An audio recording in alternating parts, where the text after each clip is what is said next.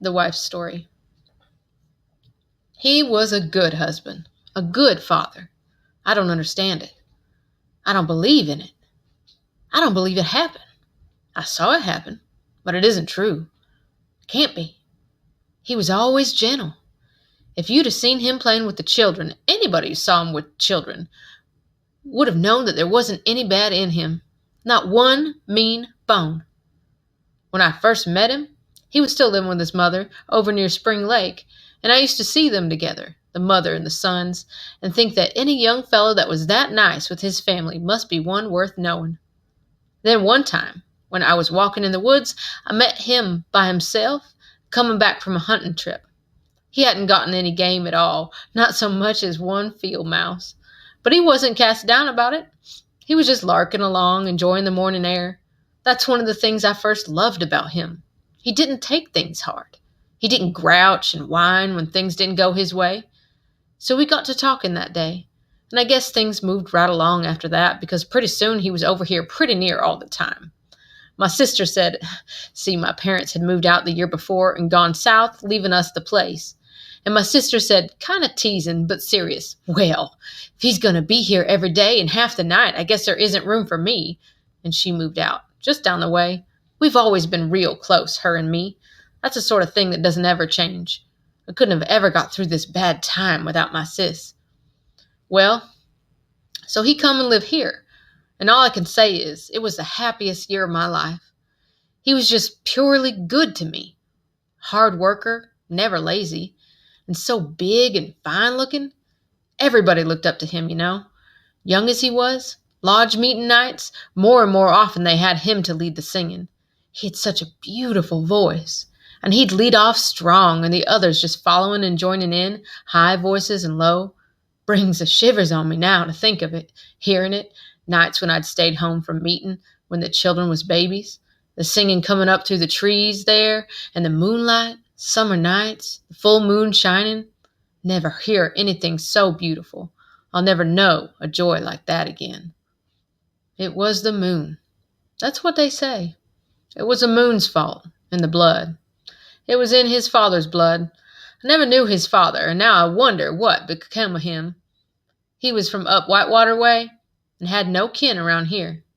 I always thought he went back there, but now I don't know. There was some talk about him, tales that come out about whatever happened to my husband. It's something that runs in the blood, they say. It may never come out, but if it does, it's the change of the moon that does it. Always it happens in the dark of the moon, when everybody's home asleep. Something comes over one that's got a curse in his blood, they say.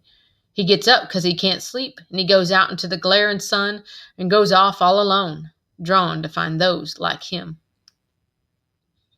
And it may be so, because my husband would do that. I'd half rouse and say, "Where are you going to?" And he'd say, "Oh, hunting, be back this evening." And it wasn't like him. Even his voice was different. But it'd be so sleepy, not wanting to wake the kids, and he was so good and responsible. It was no call of mine to go asking why and where and all that. So it happened that way maybe 3 times or 4. He'd come back late and worn out, pretty near cross for one so sweet-tempered, not wanting to talk about it. I figured everybody got to bust out now and then, and nagging never helped anything. But it did begin to worry me. Not so much that he went, but that he'd come back, so tired and strange. Even he smelled strange. Made my hair stand up on end. I could not endure it, and I said, "What is that? Those smells on you, all over you." And he'd say, "I don't know," real short, made like he was sleeping. But he went down, and when he thought I wasn't noticing, and washed himself, but those smells just stayed in his hair and in our bed for days. And then the awful thing. I don't find it easy to tell about this. I want to cry when I have to bring it up to mind. Our youngest, the little one, my baby, she turned from her father. Just overnight. He come in and she got scared looking, stiff, with her eyes all wide. She begun to cry and try to hide behind me. She didn't yet talk plain, but she was saying over and over, "Make it go away! Make it go away!" The look in his eyes, just for one moment when he heard that, that's what I don't want ever to remember. That's what I can't forget. The look in his eyes, looking at his own child. I said to the child, "Shame on you! What's got into you?" Scolding, but keeping her right up close to me at the same time, because I was frightened too. Frightened to shaking. He looked away and said something like, "Guess she just waked up dreaming," and passed it off that way, or tried to. So did I. And I got real mad with my baby when she kept on asking crazy, scared of her own dad. But she couldn't help it, and I couldn't change it. He kept away that whole day, 'cause he knew, I guess, it was just beginning the dark of the moon. It was hot and close inside, and dark. We'd all been asleep some while, when something woke me up. He wasn't there beside me. I heard a little stir in the passage when I listened, so I got up, 'cause I could bear it no longer. I went out into the passage, and it was light there, hard sunlight coming in the front door, and I saw him standing just outside, in the tall grass by the entrance. His head was hanging. Presently he sat down like he felt weary, and looked down at his feet. I held still inside, and I watched. I didn't know what for. And I saw what he saw. I saw the changing. His feet, it was, first. They got long. Each foot got longer, stretching out. The toes stretching out, and the foot getting long and fleshy and white, no hair on them. The hair began to come away all over his body. It was like his hair fried away in the sunlight and was gone. He was white all over then, like a worm's skin.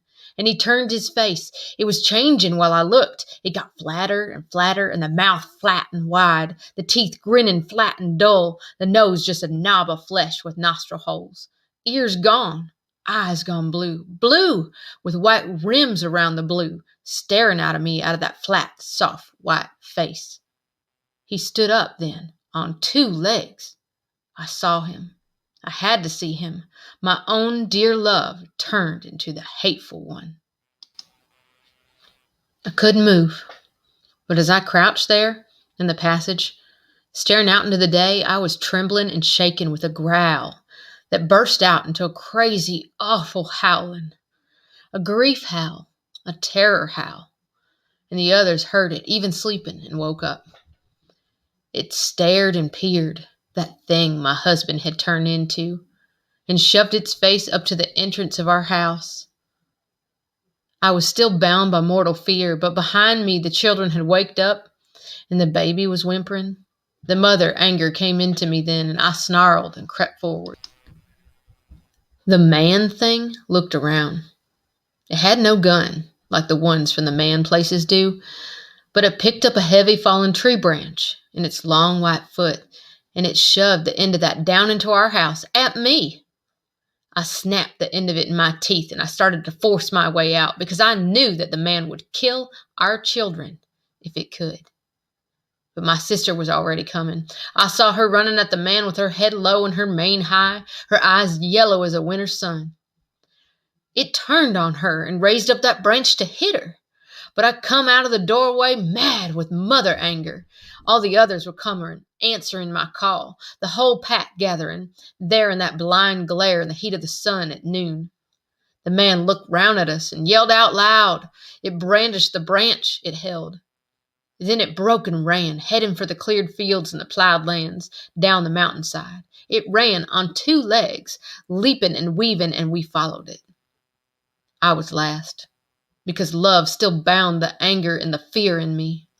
I was running when I saw them pull it down. My sister's teeth were in its throat.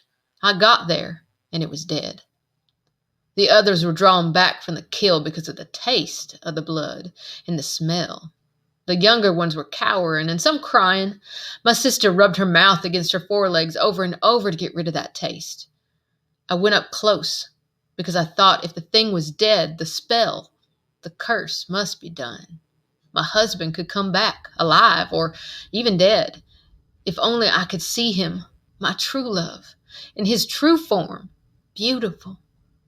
But only the dead man lay there, white and bloody. We drew back and back from it, and turned and ran back up the hills, back to the woods of the shadows, and the twilight, and the blessed dark.